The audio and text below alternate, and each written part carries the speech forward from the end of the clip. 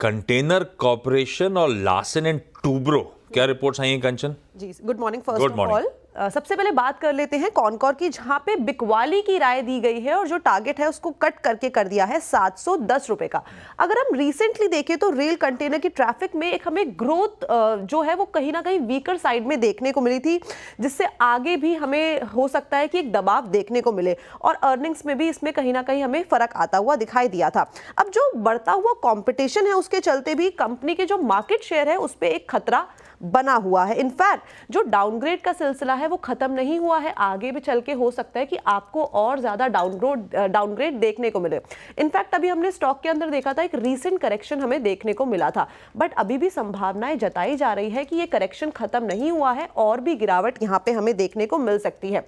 H1 में अगर volume growth की बात करी जाए तो वो भी केवल 6% देखने को मिली थी, जो कि अपनी एक्सपेक्टेशन से कहीं ना कहीं काफी कम है। लेकिन अब बात करते हैं लार्सन एंड ट्यूब्रो की, जहां पे मैक्वेरी ने आउट परफॉर्मेंस की कॉल दी है और जो लक्ष्य है वो है 4210 का।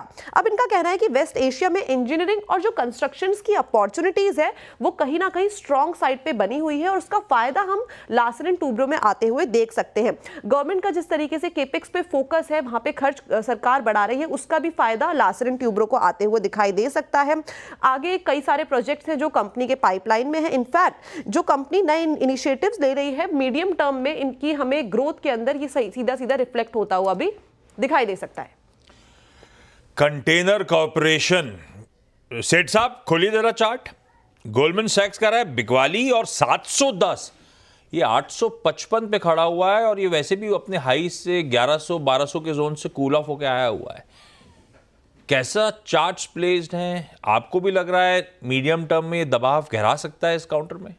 आशीष जी, टेक्निकली अगर इसका स्ट्रक्चर देखें तो ऐसा नहीं लग रहा है, क्योंकि यहाँ पे एक डबल बॉटम इन प्लेस है और स्टॉक ने लगभग एक डबल बॉटम बनाया था 765 के आसपास।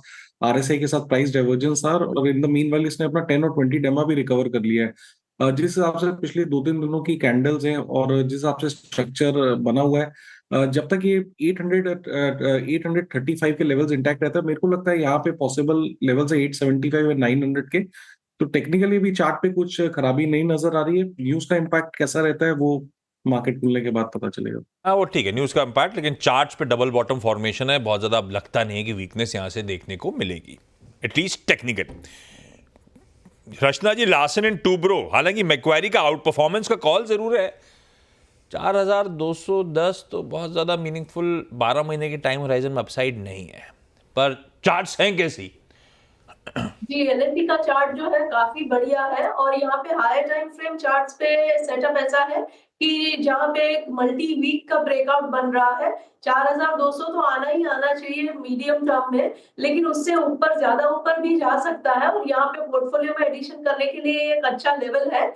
जब तक ये काउंटर 3700 के ऊपर बना रहेगा over a longer term period, तब तक ये 4200 के बाद 4500 की तरफ भी जा सकता है। तो मेरे हिसाब से लॉन्ग टर्म के हिसाब से it is very well placed. Very